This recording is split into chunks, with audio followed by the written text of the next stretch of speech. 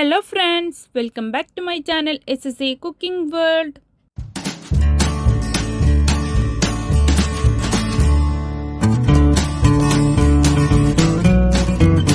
ഇന്ന് ഞാൻ നിങ്ങളുടെ മുമ്പിൽ വന്നിട്ടുള്ളത് എല്ലാവർക്കും എളുപ്പത്തിൽ പെർഫെക്റ്റ് ആയിട്ട് ചെയ്യാൻ പറ്റുന്ന ഒരു ഗോളി ബജിൻ്റെ റെസിപ്പിയുമായിട്ടാണ് കേട്ടോ.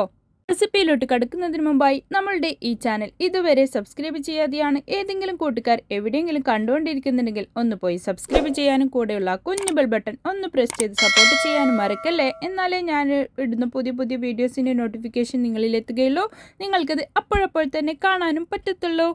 ഇതിന് മാംഗ്ലൂർ ബജി, ഗോളി ബജി, മൈസൂർ ബജി എന്നൊക്കെ പറയുന്നുണ്ട് കേട്ടോ. ഇത് തയ്യാറാക്കാൻ വേണ്ടിയിട്ട് ഞാൻ എടുത്തിട്ടുള്ളത് ഇവിടെ കിട്ടുന്ന നല്ല തൈരാണ് കേട്ടോ.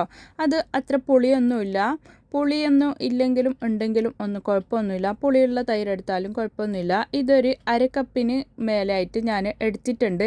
നമ്മൾക്ക് എത്രയാണോ ക്വാണ്ടിറ്റി ആവശ്യമുള്ളത് അതിനനുസരിച്ചിട്ട് എടുക്കാവുന്നതേ ഉള്ളൂ.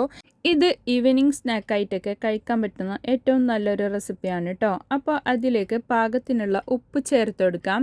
പിന്നെ ബേക്കിംഗ് സോഡ 1/2 ടീസ്പൂണ് ചേർത്ത് കൊടുക്കുന്നുണ്ട്. പിന്നെ ഇതിലേക്ക് 1 ടേബിൾ സ്പൂണിന് മേലെയായിട്ട് 1.5 ടേബിൾ സ്പൂണ് ഓയിലാണ് ഒഴിച്ചെടുക്കുന്നുള്ളത്. ഏത് ഓയിലായാലും കുഴപ്പമില്ല, വെളിച്ചെണ്ണ ഒഴിക്കാതിരിക്കുക, തേങ്ങെണ്ണ.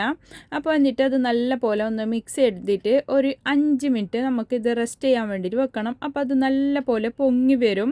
അപ്പോൾ അതിന് വേണ്ടിയിട്ടാണ് ഈ ബേക്കിംഗ് സോഡയും തൈരൊക്കെ റിയാക്ഷൻ ചെയ്യുമ്പോൾ നല്ല പോലെ പൊങ്ങി വരുന്നുണ്ട്. ഇത് പൊങ്ങി കിട്ടിയിട്ടുണ്ട്. 5 മിനിറ്റ് മതിയാവുക, കുറേ ഒന്നും വെക്കേണ്ട ആവശ്യമൊന്നുമില്ല.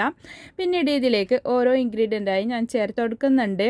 ആദ്യം നമ്മൾക്ക് ഷുഗർ ചേർത്ത് കൊടുക്കണം. ഇതിലേക്ക് ഒരു മധുരം കൂടി കിട്ടാൻ വേണ്ടിയിട്ടാണ് ഇങ്ങനെയൊക്കെ ഇട്ടിട്ട് ഉണ്ടാക്കുമ്പോഴത്തേന് ഇതിന് നല്ലൊരു ടേസ്റ്റാണ് കേട്ടോ. ഇതിന് ഒരു 1/2 ടീസ്പൂണ് നല്ല ജീരകയില ക്യുമിൻ സീഡ്, അതാണ് ഇപ്പോൾ ഞാൻ ചേർത്ത് കൊടുത്തിട്ടുള്ളത്. പിന്നീട് ഒരു ചെറിയൊരു പീസ് ഇഞ്ചി ചെറുതായി നുറുങ്ങിയിട്ട് അരച്ചെടുത്തിട്ട് ഇട്ടുകൊടുത്തിട്ടുണ്ട്. പിന്നെ മല്ലിയിലയിൽ അതും പിന്നെ കറിവേപ്പിലയും കുറച്ച് ഇട്ടുകൊടുത്തിട്ടുണ്ട്. പിന്നീട് ഞാൻ ഇതിലേക്ക് ചില്ലിയിൽ നമുക്ക് എത്രത്തോളം എരിവ് ആവശ്യമുണ്ട് അതിനനുസരിച്ചിട്ട് പച്ചമുളക് ഇട്ട് കൊടുക്കാം. ഞാനിവിടെ 3 പച്ചമുളകാണ് ഇട്ട് കൊടുത്തിട്ടുള്ളത്.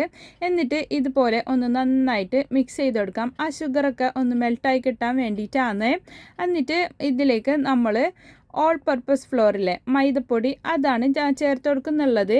1.5 കപ്പിന് മേലെ എനിക്ക് ഇതിലേക്ക് വേണ്ടി വന്നിട്ടുണ്ട്.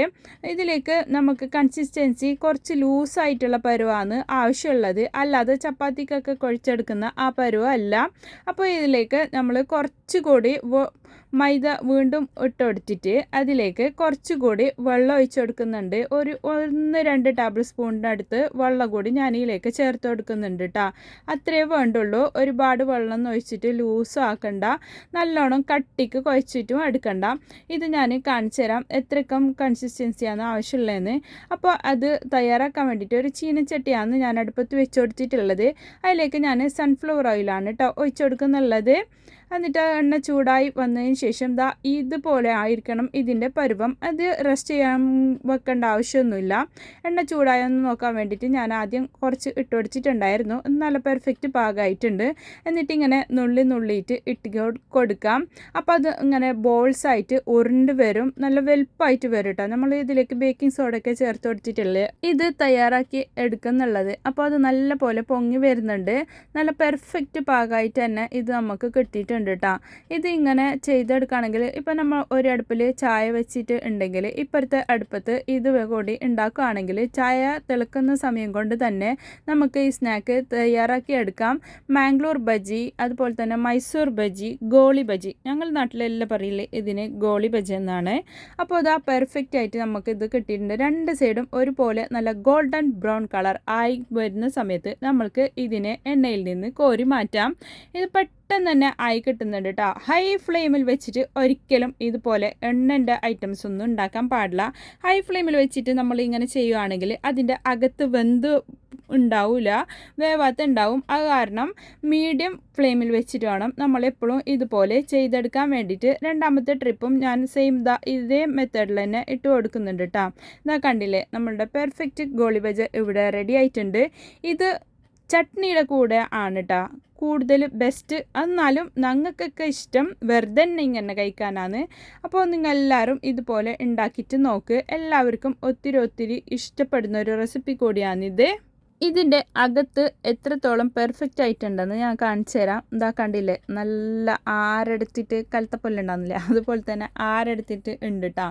ഇതിൻ്റെ വേറൊരു മെത്തേഡ് ഞാൻ ഇതിനു മുമ്പ് വീഡിയോ അപ്ലോഡ് ചെയ്തിട്ടുണ്ട്. അതിൻ്റെ ലിങ്കും ഞാൻ ഡിസ്ക്രിപ്ഷൻ ബോക്സിൽ കൊടുക്കാം. കാണാത്തവരുണ്ടെങ്കിൽ ഒന്ന് പോയി കണ്ടു നോക്ക്. എല്ലാവർക്കും ഒരുപോലെ യൂസ്ഫുൾ ആകുന്ന ഒരു റെസിപ്പി കൂടിയാണിത്. എൻ്റെ ഈ റെസിപ്പി നിങ്ങൾക്ക് എല്ലാവർക്കും ഇഷ്ടപ്പെട്ടെന്ന് ഞാൻ വിചാരിക്കുന്നു. ഇഷ്ടപ്പെട്ടാൽ നിങ്ങളുടെ ഫ്രണ്ട്സ് ആൻഡ് ഫാമിലിക്ക് ഒന്ന് ഷെയർ ചെയ്ത് കൊടുക്കാനും ലൈക്ക് ചെയ്യാനും നിങ്ങളുടെ വിലയേറിയ അഭിപ്രായങ്ങൾ താഴെ കമൻറ്റ് ബോക്സിൽ കൊടുക്കാനും മറക്കല്ലേ. Thanks for watching.